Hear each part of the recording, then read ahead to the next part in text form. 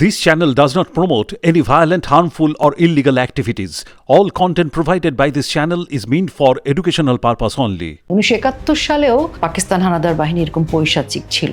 আজকে যদি আমি প্রতিবাদ না করি, আমি কোনোদিন নিজেকে মানুষ বলতে পারবো না। আজকের বাংলাদেশে শিক্ষা, সংস্কৃতি সকল কিছু ধ্বংস, মুক্তিযুদ্ধের চেতনা ধ্বংস। আমাদের মতো শিল্পীরা হত্যা মামলার আসামি, কিন্তু আমরা মুক্তিযোদ্ধাকে পিটিয়ে জুতার মালা গলায় দেওয়া হয়েছে। আওয়ামী লীগ আমরা ধারণ করি বুকের মধ্যে।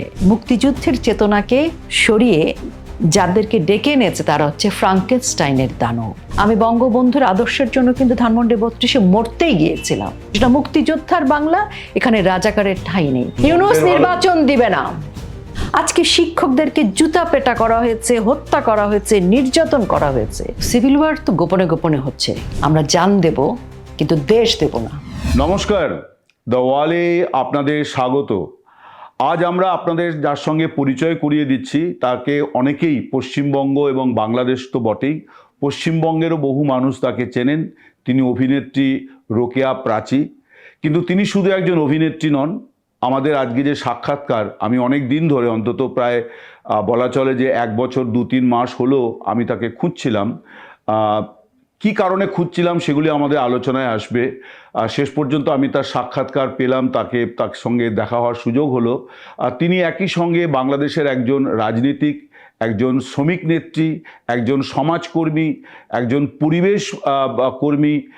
নানান দিক থেকে তিনি তার কর্মকাণ্ড, তার জীবনকে নানানভাবে বাংলাদেশের সমাজ জীবনের সঙ্গে সম্পৃক্ত করেছেন। তো আমি যে ঘটনাটার আমি জাস্ট আপনাদের সঙ্গে সংযুক্ত করার জন্য একটি ঘটনা দিয়েই ওর সঙ্গে আলোচনাটা শুরু করি। সেটি হচ্ছে যে 15 আগস্ট 1975 বাংলাদেশের জন্য শোকাবহ দিন, গোটা দক্ষিণ এশিয়ার জন্যে, ভারতের জন্য শোকাবহ দিন। কারণ ওই দিন বঙ্গবন্ধু শেখ মুজিবুর রহমানকে সপরিবারে হত্যা করা হয়েছিল এবং শেখ মুজিবুর রহমান অখণ্ড ভারতের সন্তান, ফলে তিনি আমাদেরও সন্তান, আমাদের দেশেরও সন্তান। তো তার এই যে শোকের দিনে গত বছর আমরা দেখলাম যে বাংলাদেশে যে 5ই আগস্ট সরকার পরিবর্তন হলো, তারপরে দেখা গেল যে একটা মুজিববাদ, অর্থাৎ মুজিবের মতবাদ ব্যাপারটা থেকে সরিয়ে মুজিবকে বাদ দিয়ে দাও, এই একটা কর্মসূচি শুরু হয়েছে। তো আপনাকে আমি দেখেছিলাম, যে কারণে আমি আপনাকে খুঁজছিলাম, যে ওই দিন আওয়ামী লীগের অফিস কাছারিতে কোথাও সরকারি কোনো জায়গাতে শেখ মুজিবের প্রতিকৃতি দেখা যায়নি, তার প্রতি কোনো শ্রদ্ধা নিবেদন হয়নি। অথচ ইতিহাস জানে, ভারতবাসী জানে, গোটা পৃথিবী জানে যে বাংলাদেশের নিছকই শুধু একজন জাতির পিতা নন, তিনি প্রত্যক্ষ সংগ্রামের মধ্য দিয়ে দেশকে স্বাধীন করেছেন তার নেতৃত্বে। তো কিন্তু তার প্রতি অশ্রদ্ধার যে আবহ, সেখানে আপনি ঘোষণা দিয়েছিলেন যে আপনি যাবেন ধানমন্ডি 32-এ। আমাদের দর্শকরা নিশ্চয়ই জানেন যে ধানমন্ডি 32 শেখ মুজিবুর রহমানের বাড়ি, এবং সেই বাড়িটাই হচ্ছে বাংলাদেশের বলা যায় যে কি বলা যায়, জন্মস্থান, অর্থাৎ মাতৃগর্ভ। বাংলাদেশ রাষ্ট্রের মাতৃগর্ভ হচ্ছে ধানমন্ডি 32। ওখানেই বাংলাদেশ ধারণা যে আমরা একটা স্বাধীন দেশ চাই, এই ধারণা তৈরি হয়েছিল। সেইখানে রোকেয়া প্রাচী গিয়েছিলেন অত্যন্ত ঝুঁকি নিয়ে। তার কারণ উগ্রবাদীরা বাড়িটা ঘিরে রেখেছিল। আগের 5ই আগস্ট, অর্থাৎ 4 আগস্ট থেকেই শুরু হয়, 5 আগস্ট থেকে ভাঙচুর, অগ্নিসংযোগ। কিন্তু সেখানে পুলিশ এবং সেনাও ছিল, কিন্তু কেউই নির্ভর করছিলেন না তাদের ওপরে। রোকেয়া প্রাচী, আপনাকে দ্য ওয়ালে অনেক স্বাগত জানাই, এবং আমার প্রশ্ন অনেক দীর্ঘ হয়ে গেল। তার কারণ হচ্ছে যে আমি প্রথমেই বলেছি যে কেন আমি আপনাকে খুঁজছিলাম। আপনি যে ওই দিন ওইরকম একটা পরিবেশে, সবাই পালাচ্ছে জীবন নিয়ে, সবাই খুব ব্যতিব্যস্ত, সবাই বাঁচবে বলে পালাচ্ছে, আপনি কিভাবে ঘোষণা দিয়ে ওই দিনের ওই জায়গাতে শেখ মুজিবকে শ্রদ্ধা জানাতে গেলেন, তার প্রতিকৃতি নিয়ে, ফুল নিয়ে? সন্ধ্যেবেলার ঘটনাটা আমি তখন টেলিভিশনে দেখছিলাম। ধন্যবাদ আপনাকে, ধন্যবাদ আপনার দেওয়ালের সকল দর্শক সবাইকে। 5 আগস্ট বঙ্গবন্ধু কন্যাকে তারা হত্যা করতে চেয়েছিল এবং নির্মমভাবে। তারপর যখন তাকে তার বঙ্গবন্ধু কন্যার জীবন রক্ষার্থে স্থানান্তরিত করা হলো, তার পরের মুহূর্ত থেকে সারা বাংলাদেশ দাউ দাউ করে জ্বলতে শুরু করলো।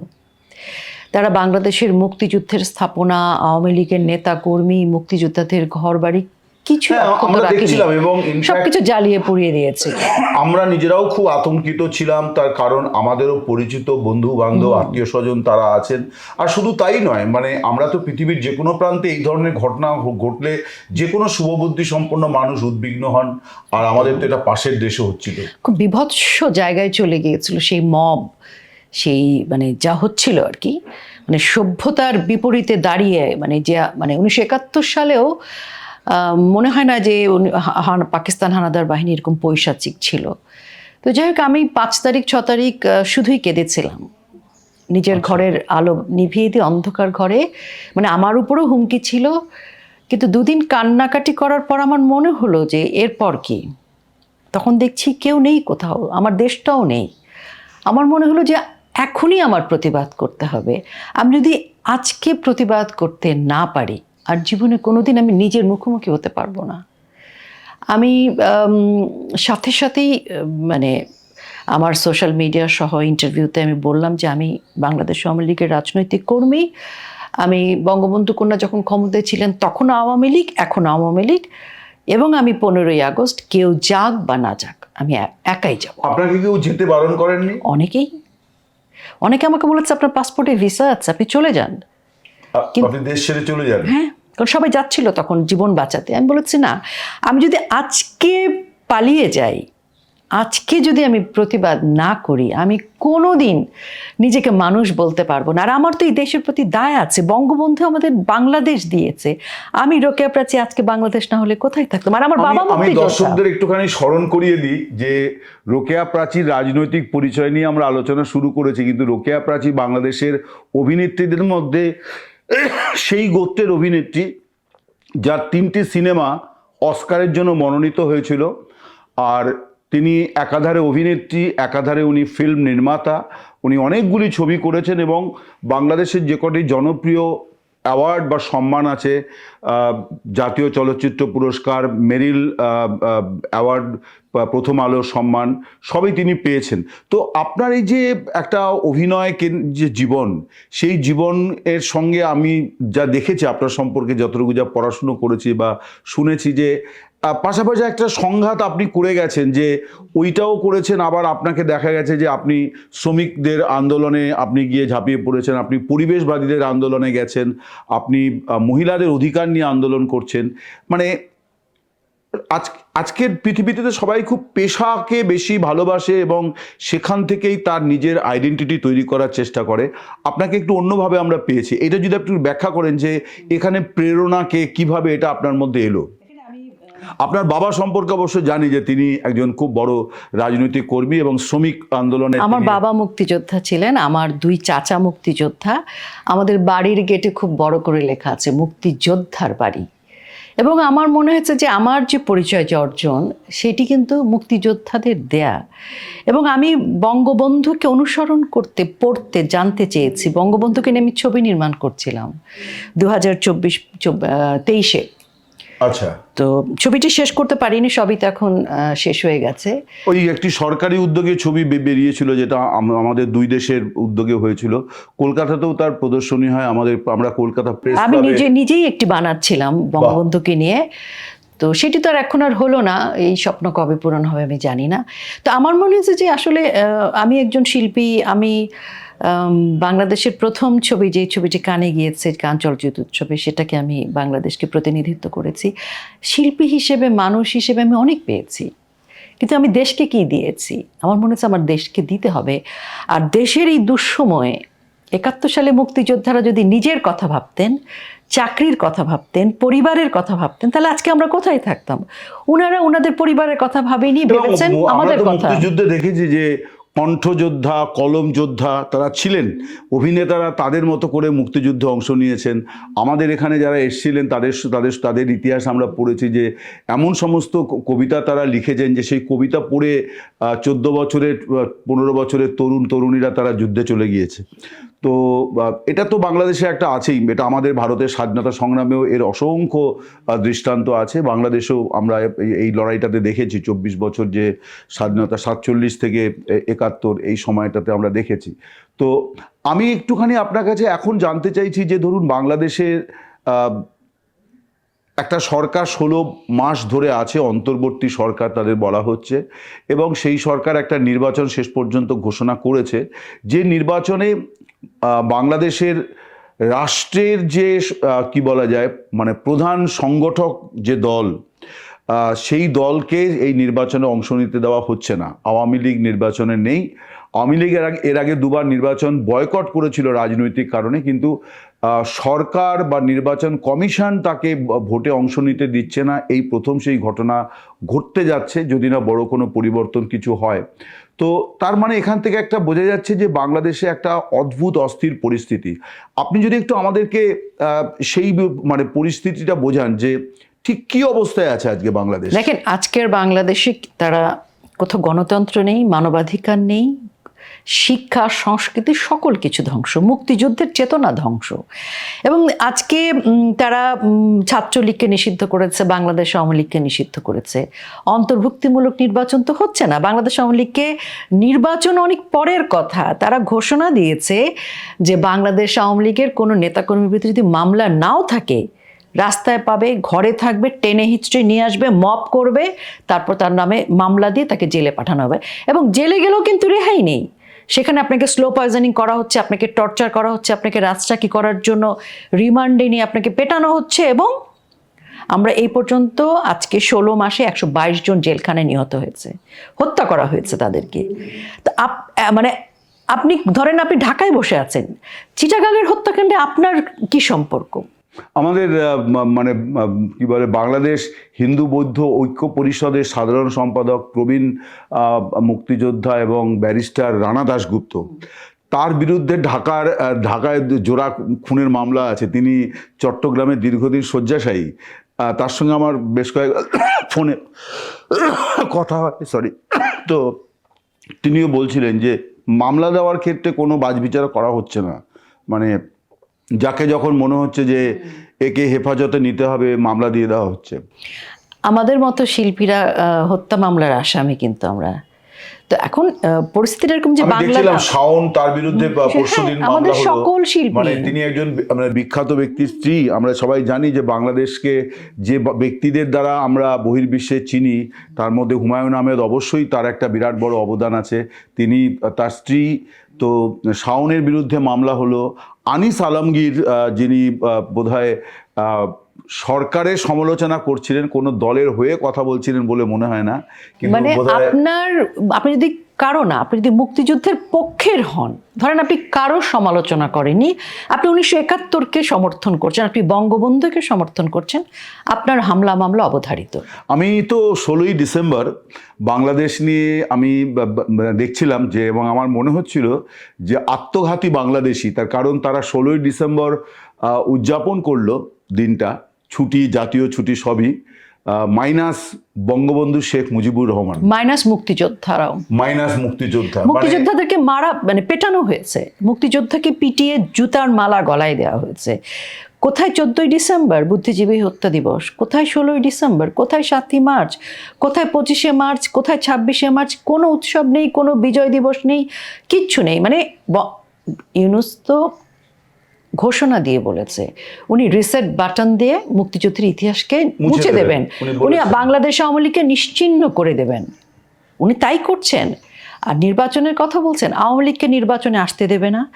তিনি যেটা করছেন, তিনি পাপেট সরকার হয়ে এই জামাত ইসলামী, হিজবুত তাহরির ইসলামী উগ্র জঙ্গি গোষ্ঠীকে পাকিস্তানের প্রেসক্রিপশনে ক্ষমতায় নেওয়ার চেষ্টা করছে।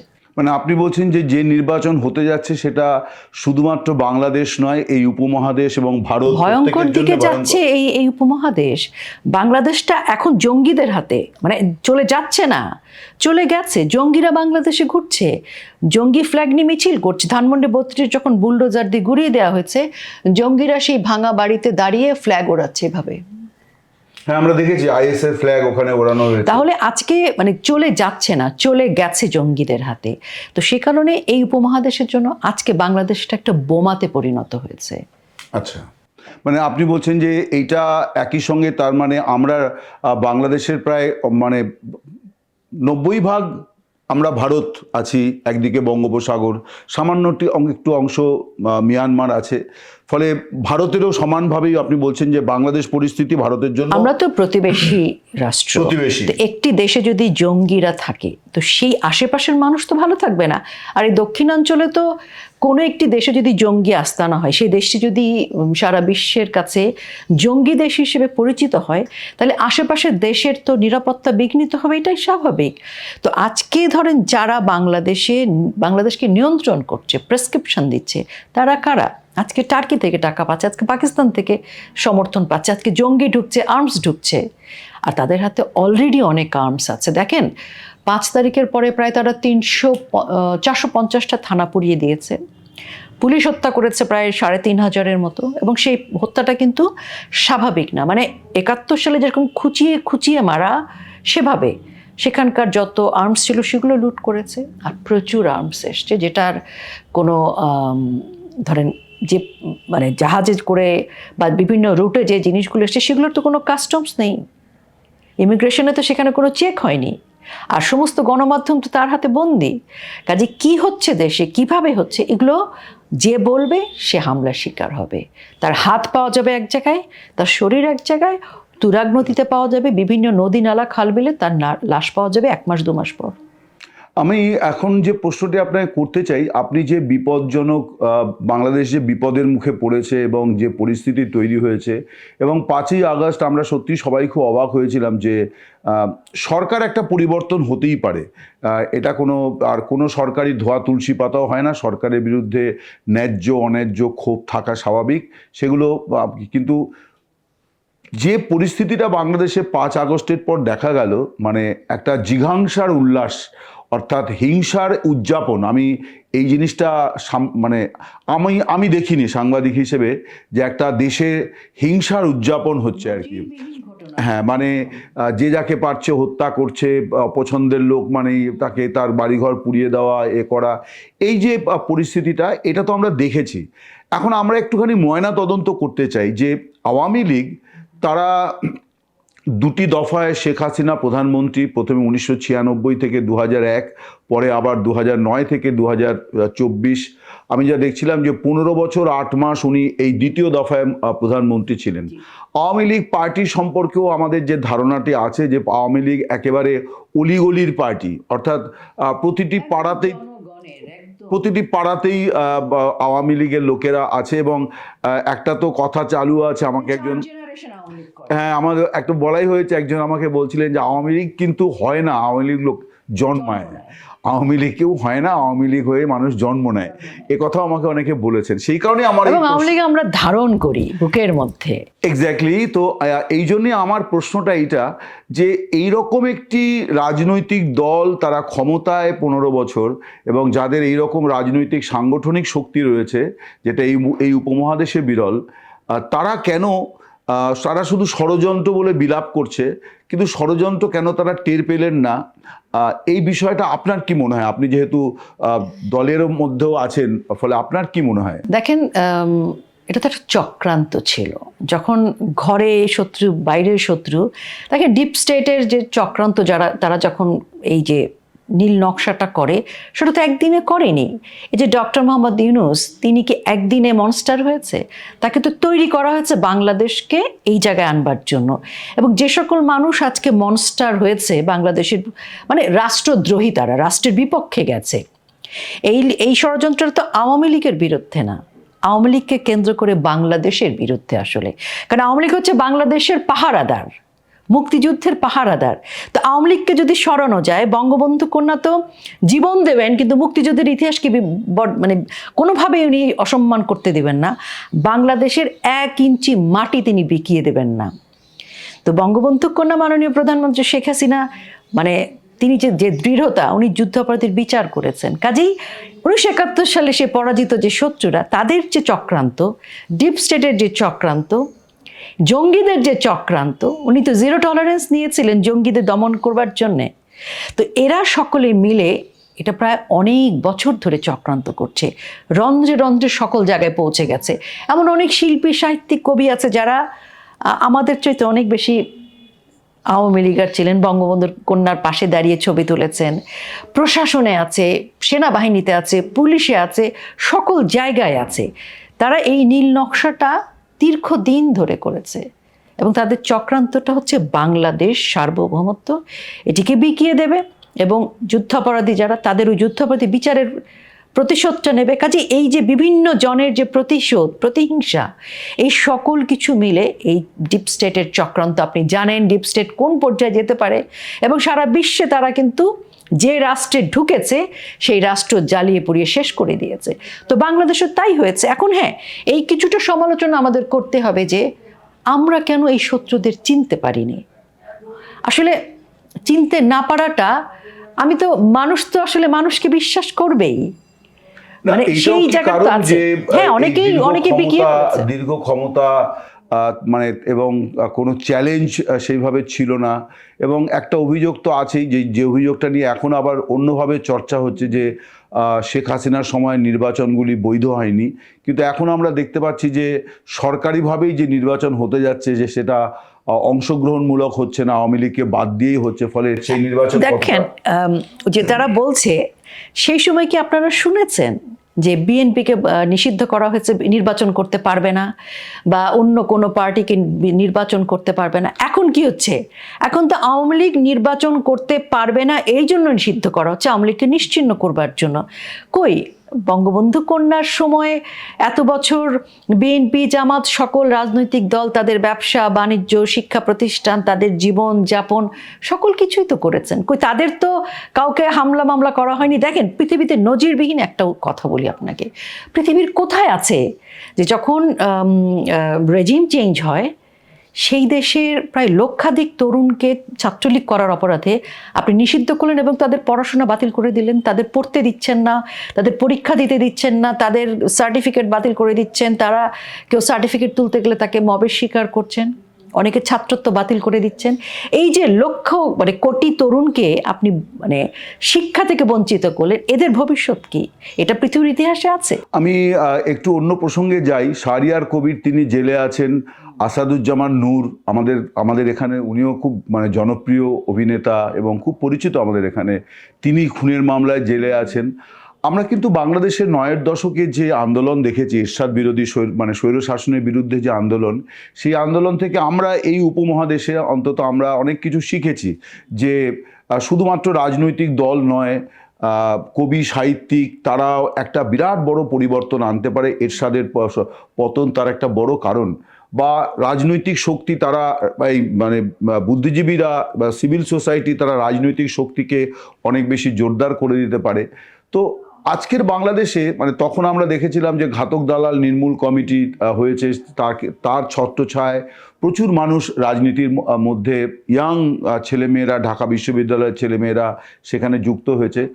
আজকে আমার কেন জানি না মনে হচ্ছে যে বাংলাদেশে আমরা যে জায়গাটা থেকে খুব গর্ব করতাম যে ওখানে অনেক জোরালো আছে, আমরা এপারে সেটা নিয়ে একটু দুর্বল, সেই শক্তির জায়গাটা সেটা হচ্ছে যে বুদ্ধিজীবী, লেখক, শিল্পী, তাদের খুব জোরালো প্রতিবাদ আমরা লক্ষ্য করছি না। আপনি প্রথমত এই বিষয়টা যদি একটু ব্যাখ্যা দেন।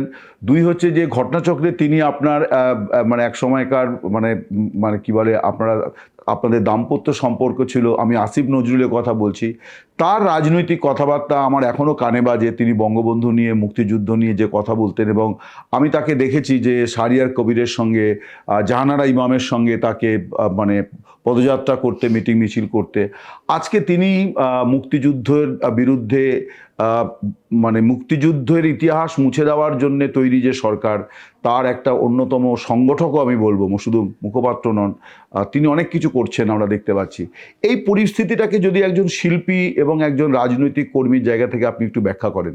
জি, আপনার প্রথম অংশটি হচ্ছে যে আজকের বাংলাদেশে এই মুহূর্তে কেন শিল্পী, সাহিত্যিক, সংস্কৃতি কর্মীরা এগিয়ে আসছে না। একটা বড় সংখ্যক শিল্পী, কবি, সাহিত্যিক, সংস্কৃতি কর্মীরা কিন্তু সেই সময়ের যে জঙ্গি হামলা, সন্ত্রাসী, সেখানে সাপোর্ট করেছিল তারা। এবং আপনাকে বলতে আমার সংকোচ হলো, আমি বলছি যে প্রচুর পরিমাণ ডলার, পাউন্ড মানে ছড়িয়ে ছিটিয়ে দেয়া হয়েছে এবং সেই কনস্পিরেসির অংশ হিসেবে আজকে তো দেখছেন মুস্তাফা সরোয়ার ফারুকী সহ এরকম অনেকেই এটা মানে একদম পুরোধা হয়ে এই চক্রান্তের মধ্যে ছিল, এবং তারা যে ধরনের কর্মকাণ্ডগুলো করেছে সেখানে বিভিন্ন মানে তারা জোট বেঁধেছিল, তারা আওয়ামী লীগের বিরুদ্ধে জোট বেঁধেছিল, তারা বঙ্গবন্ধু কন্যার বিরুদ্ধে জোট বেঁধেছিল, ৭১-এর বিরুদ্ধে জোট বেঁধেছিল, বঙ্গবন্ধুর বিরুদ্ধে জোট বেঁধেছিল।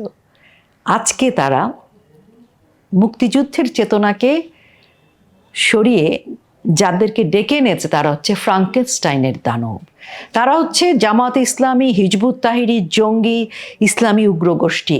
আজকে তারাই যখন কোনো একটা শোরুম উদ্বোধন করতে যাচ্ছে তারা অপমানিত হয়ে আসছে। আজকে এই সরকার তাদেরকেই, এই তথাকথিত সরকার তাদেরকেই যখনই তাদের মানে ভেতরকার ঝামেলা হচ্ছে তখনই কিন্তু মামলা দিচ্ছে। আজকে শিল্পীরা কিন্তু নিরাপত্তাহীনতায় ভুগছে, তারা বলছে যে আমরা কি এই জন্য রাস্তায় নেমেছিলাম। আমি একটুখানি ওই ব্যক্তিগত প্রসঙ্গে যাই, আপনি কারণ 2013 থেকে আপনাদের তো সরকারিভাবে বিচ্ছেদ হয়েছে। না, আমি ওই সেকেন্ড পার্টের প্রশ্নের উত্তরটা দিই। আমি ওখানে জাস্ট একটু 2013 নয়, আমি 2011 থেকেই আলাদা, তখন আমি ডিভোর্স দিয়ে চলে এসেছি। না, আমার মনে হয় যে আপনাদের যে সম্পর্কটা হয়েছিল তার পেছনেও বোধহয় ওই সূত্রটাই কাজ করেছিল যে প্রগতিশীল চিন্তা, মুক্তিযুদ্ধের পক্ষে নিয়ে সেই জায়গা থেকে। আমি এই বিষয়টায় খুব বেশি যাব না, আমি আপনাকে কেন যাব না সেটিও বলছি। আমি এই অনুষ্ঠানটি নিশ্চয়ই দেশে বিদেশে সকলেই দেখবেন, সে কারণে আমি যে কথাটুকু বলা অত্যন্ত পরিমিতির মধ্যে থেকে শোভন সেটি বলছি। ইউনূস, তথাকথিত ইউনূসের প্রশাসন আমার কাছে যে পর্যায়ের ক্রিমিনাল, রাষ্ট্রদ্রোহী, সেই ব্যক্তিটিও আমার কাছে একজন রাষ্ট্রদ্রোহী। এবং আজকে যদি আমাকে বলেন যে আমার মুক্তিযুদ্ধের চেতনা, আমার বাবা মুক্তিযোদ্ধা ছিলেন, আমি বঙ্গবন্ধুর আদর্শের জন্য কিন্তু ধানমন্ডি 32-এ মরতেই গিয়েছিলাম। আমি জানতাম ওখানে গেলে আমার মৃত্যু হতে পারে। হ্যাঁ, আমরাও তাই কিন্তু ধরে নিয়েছিলাম যে আপনার পরিণতি, আমি কিন্তু আমি ওটা জেনেই গিয়েছিলাম। হ্যাঁ, আমি মরতেই গিয়েছিলাম। কাজেই আমি যখন মরতে গিয়েছি, আমাকে যারা মেরেছে, তাহলে আমরা মুখোমুখি শত্রু। কিন্তু 1971 সালে মুক্তিযোদ্ধার মুখোমুখি ছিল পাকিস্তান হানাদার বাহিনী এবং তার দোসররা। কাজে এখন যারা আছে, আপনি যে ব্যক্তিটির কথা বললেন সে সহ যে তথাকথিত সরকারের যারা আছে এর সাথে সম্পৃক্ত সকলেই আমার কাছে সেরকম একটি মুখোমুখি শত্রু। এবং এই শত্রুতাটা নিশ্চয় যখন আমরা মানে বিয়ে শাদী তো আল্লাহর হাতে থাকে, তো আমাদের অ্যারেঞ্জমেন্ট করে বিয়ে হয়েছিল। তো আমি তার সাথে আলাদা হয়ে গেছে 2011 থেকেই, এবং অফিসিয়ালি তখনই আমাদের ডিভোর্স হয়ে গেছে। আমি ডিভোর্স দিয়ে চলে এসেছি। তো তখনই ধরেন সেই থেকে আজ পর্যন্ত আমাদের দেখা বা কথা হয় না, হওয়ার প্রশ্নই আসে না। কারণ 71 সালে সেই পাকিস্তান হানাদার বাহিনীর দোসরের সাথে একজন মুক্তিযোদ্ধার এক পথে হাঁটতে পারে না। ধর্ষক আর ধর্ষিতা এক জায়গায় দাঁড়াবে না।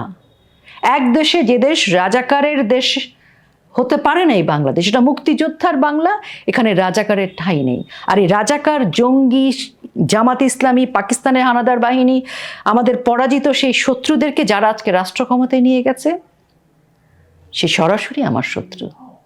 কাজেই সেই ব্যক্তিটি সহ তার সাথে যারা আছে সকলেই আমার কাছে সমান শত্রু। এবং এই শত্রুর হিসেবটা আপনি বোঝেন ভালো 1971 সালের যুদ্ধের যে ইতিহাস। আমি একটু শেষ করবো এবারে। আপনি খুব সুন্দর বলেছেন, আপনাকে ধন্যবাদ। আমি শেষ করবো এটা দিয়েই যে আপনি আওয়ামী লীগেরও সক্রিয় কর্মী, আপনার অভিনয় জীবনকে আপনি স্যাক্রিফাইস করেছেন রাজনীতির জন্যে। কারণ আপনার অভিনয়ের তো আমি দর্শকদের বললামই যে আপনার সিনেমা কীরকম জনপ্রিয় হয়েছিল এবং উন্নত মানের সিনেমা বলে অস্কারের জন্য মনোনীত হয়েছিল। তো আমি যেটা বলতে চাই যে আজকে আমরা দেখতে পাচ্ছি যে আওয়ামী লীগের নেত্রী তিনি আমাদের দেশে আছেন, খুব সসম্মানেই তাকে ভারত সরকার রেখেছে, রাখাই উচিত, কারণ তিনি 5 বারের প্রধানমন্ত্রী এবং তিনি বঙ্গবন্ধুর কন্যা, আওয়ামী লীগের মতো একটা গুরুত্বপূর্ণ দলের তিনি সভানেত্রী দীর্ঘদিনের। তো ভারত সরকার তাকে সেই মর্যাদা দিয়ে রেখেছে। অনেক আওয়ামী লীগের নেতারাও আমি শুনেছি ভারতে বা আমাদের দেশে বিভিন্ন জায়গায় আছেন। তো আমরাও কিন্তু এই ব্যাপারেও খুব কৌতূহলী, নিশ্চয়ই বাংলাদেশের মানুষের কৌতূহল আরও বেশি, যে দলটার প্রায় 40-42% ভোট আছে, ইনফ্যাক্ট 2009-এর ভোটে 48% ভোট তারা পেয়েছিল। তো এরকম একটি দলকে ছাড়া নির্বাচন হতে যাচ্ছে, এটা একটা ঘটনা। এবার নির্বাচনটা হয়ে গেলে একটি সরকার আসবে, ফলে আওয়ামী লীগের ভবিষ্যৎ কি এবং বাংলাদেশের ভবিষ্যৎ কি, এইটা যদি আপনি একটু আপনার দৃষ্টিকোণ থেকে ব্যাখ্যা করেন। হ্যাঁ, আমি আপনার প্রশ্নে অনেকগুলো অংশ আছে। প্রথম যে কথাটি বলতে চাই, এটা পরে হয়তো কথার ভিড়ে হারিয়ে যেতে পারে। আমি প্রথমত, এটা ডিসেম্বর মাস, বিজয়ের মাস, আমি আমাদের এই ভারতের সকলকে, বিশেষ করে পশ্চিমবঙ্গ সহ সবাইকে আমরা বাংলাদেশের মানুষ, আমরা যারা মুক্তিযুদ্ধের চেতনায় বিশ্বাস করি, আমাদের অন্তরের অন্তঃস্থল থেকে কৃতজ্ঞতা আমরা সবসময় প্রকাশ করি যে সেই সময় যদি ভারত সরকার আমাদের শরণার্থীদের আশ্রয় না দিতেন, প্রশিক্ষণের জন্য সহায়তা না করতেন, এবং এখানকার 19,000 সৈনিক তার বুকের তাজা রক্ত বা আমাদের বাংলাদেশের মুক্তিযোদ্ধাদের সাথে, শহীদের সাথে মিলেমিশে একাকার হয়েছে, কাজে সেই জন্য কৃতজ্ঞতা। এবং এখানে মুজিবনগর সরকার গঠন করা, স্বাধীন বাংলা বেতার কেন্দ্র, কাজে ওই ঋণ, ওই কৃতজ্ঞতা অপরিসীম আমাদের, এখনো বাংলার মানুষ স্মরণ করে। অল্প কিছু মানুষ ঢাকা না দিল্লি স্লোগান দেয়, ওদের সংখ্যা খুবই কম। 60% মানুষ বলে দিয়েছে আওয়ামী লীগ যদি নির্বাচনে অংশগ্রহণ না করে এবং বঙ্গবন্ধু কন্যা শেখ হাসিনা মাননীয় প্রধানমন্ত্রী তিনি যদি নির্বাচনে অংশ না নেন, কেউ ভোট কেন্দ্রে যাবে না। তারা মনে করেন এখনো বৈধ প্রধানমন্ত্রী মাননীয় প্রধানমন্ত্রী শেখ হাসিনা, বঙ্গবন্ধু কন্যা। 80% লোক মনে করে ইউনূস সফল নয়, ইউনূসকে হটাতে হবে। কিন্তু যেটা বাস্তব, যে নির্বাচনটা যদি হয় বিএনপি অথবা জামাতি ইসলামী কোনো একটি দল ক্ষমতায় আসবে, এটা ধরেই নেওয়া যায়। আর সেক্ষেত্রে মন্দের ভালো কাকে আপনারা মনে করছেন, বা কি মনে করছেন আগামী সরকার? দেখেন, আমরা যেটি বুঝতে পারছি সেটি হচ্ছে নির্বাচন হওয়ার মতো কোনো পরিবেশ বাংলাদেশে নেই। এখানে আমরা প্রতিদিন দেখছি কি হচ্ছে, প্রতিদিন প্রকাশ্য রাস্তায় জবাই করে দিচ্ছে একটা আওয়ামী লীগের ছেলেকে। যুবলীগের বিএনপি নেতা তো নিরাপত্তার কারণে উইথড্র করে নিয়েছে। যুবলীগ নেতাকে না পেয়ে তার 10 বছরের সন্তানকে হত্যা করেছে। এরকম জায়গায় জনগণ ডিটারমাইন, তারা ভোট কেন্দ্রে যাবে না। আর ইউনূস সরকার জামাতকে ক্ষমতায় আনবার জন্য এবং নিজে মহামান্য রাষ্ট্রপতি হওয়ার জন্য যা কিছু চক্রান্ত করবার সে চেষ্টা তিনি করছেন। বাঙালি আমরা মুক্তিযোদ্ধা সন্তানরা জামাতকে, পাকিস্তানের সেই পরাজিত হানাদার বাহিনীর শত্রুদের, তাদের দোসরদের আমরা ক্ষমতায় যেতে দিতে চাই না। বঙ্গবন্ধুর বাংলায় রাজাকারের ঠাঁই নাই, এটি আপনাকে আমি আজকে বলে দিচ্ছি। নির্বাচন তো মানুষ, ইউনূস নির্বাচন দিবে না।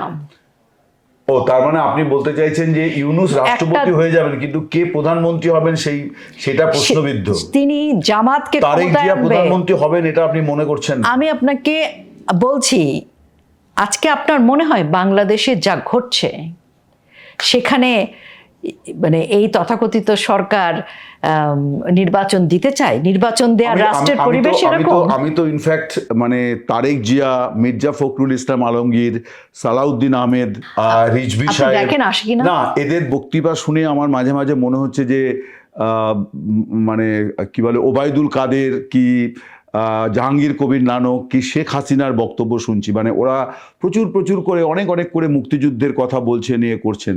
তো মানে আপনাদের ভোটারদের তো ওরা অলরেডি অনেকভাবে কাছে টানার চেষ্টা করছে মুক্তিযুদ্ধ দিয়ে। মানে আওয়ামী লীগের কাছে আওয়ামী লীগ এই চ্যালেঞ্জটা রক্ষা করতে পারবে বলে আপনার মনে হয়? আওয়ামী লীগ এমন একটা দল, আওয়ামী লীগ তো দেখেন, আমি একটু এই জায়গাটা বলতেই হবে কারণ এটা অনেক মানুষ শুনবেন।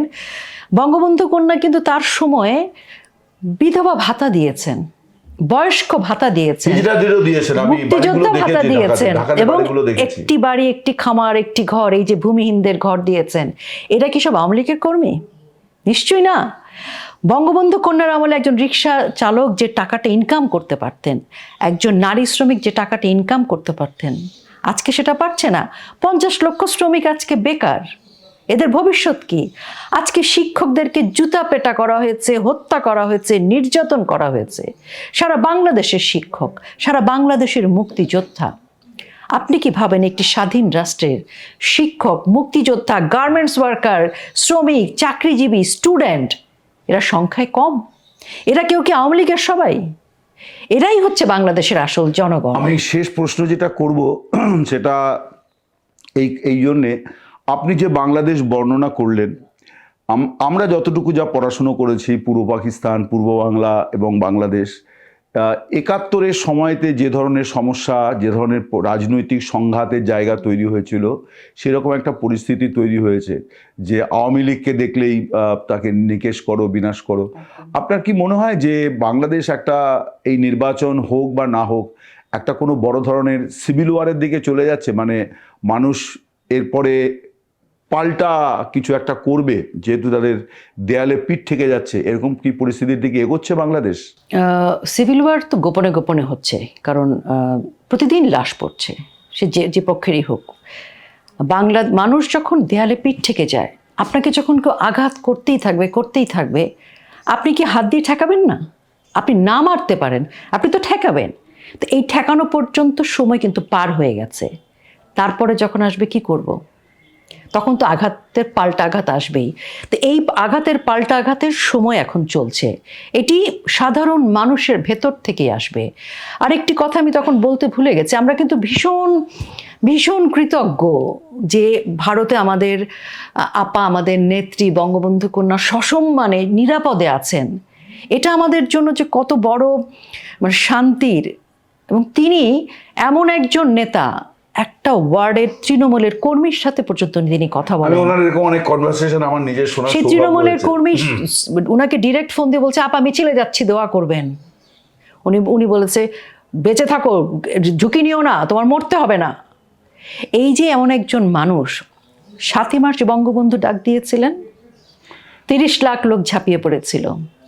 আজকে বঙ্গবন্ধু কন্যা আরেকটি ভাষণ দিক, আপনি দেখবেন শুধু আওয়ামী লীগ নয়, রিক্সা চালক, সিএনজি চালক, মানে সাধারণ নারী, শ্রমিক, শিল্পী, কবি, সাহিত্যিক যারা চুপ করে আছে, কিছু বলতে পারছে না, ঝাঁকে ঝাঁকে বেরিয়ে আসবে। 7ই মার্চের ভাষণে বঙ্গবন্ধু একটা কথা বলেছিলেন যে যার কাছে যা আছে, তারপরে লাইনটা আরো বড়। আমি ইদানিং শেখ হাসিনার ভাষণগুলো আমি নিয়মিত শুনি, উনি ইদানিং খুব এই কথাটা বলছেন যে যার কাছে যা আছে, মানে যেখান থেকে মনে হচ্ছে, আমরা তো বাংলাদেশের মুক্তিযুদ্ধকে জনযুদ্ধ বলি, তো বাংলাদেশ মনে হচ্ছে একটা জনযুদ্ধের দিকে এগিয়ে যাচ্ছে। কারণ আপনিও যে পরিস্থিতির কথা বললেন এবং চুইয়ে চুইয়ে যে তথ্যগুলো আমাদের কাছে আসছে, তাতে মনে হচ্ছে যে একটা ভয়ঙ্কর দিন আসছে এবং অনেক এগুলো না হওয়া, আমরা মানে অন্তর থেকে প্রার্থনা করি, কামনা করি যে এগুলো যেন না হয় বাংলাদেশে। কিন্তু বোধহয় বাংলাদেশ সেই রকম একটা দিকে এগিয়ে যাচ্ছে বলে মনে হয়। আপনার কথা তো তাই শুনলাম। এখন এই লড়াইটা শুধু আওয়ামী লীগের নাই, আচ্ছা, এটা এখন সকল মানুষের জাতির লড়াই, জাতির লড়াই, বাঙালির লড়াই। হ্যাঁ, আমি বিজয় দিবসে শেখ হাসিনার ভাষণের শেষ লাইন হচ্ছে যে এই অনাচার, অবিচার, অত্যাচারের জন্য আমি জাতির কাছে বিচার দিলাম। এই বিচার দিলাম মানে বিচার চাইলাম, মানে আমি পশ্চিমবঙ্গের মানুষের জন্য বলে দিই, ওপারের মানুষ বিচার দিলাম মানে বলেন হচ্ছে যে বিচার চাইলাম। তো আমাদের আলোচনা আমি এখানেই শেষ করছি। রোকেয়া প্রাচী, আপনাকে অনেক অনেক ধন্যবাদ, ওয়ালকে আমাদের মানে সময় দেওয়ার জন্যে, এই জন্য অনেক কৃতজ্ঞতা জানাই। আপনি ভালো থাকুন এবং বাংলাদেশের মঙ্গল হোক। আমরা সবসময় বাংলাদেশের ভালো চাই, তার কারণ আমরা এপারে ভালো থাকতে চাই। ভালো আমরা থাকবো না, আমরা মানে প্রতিজ্ঞা করেছি আমরা জান দেব, কিন্তু দেশ দেব না। অনেক ধন্যবাদ আপনাকে, নমস্কার। ধন্যবাদ।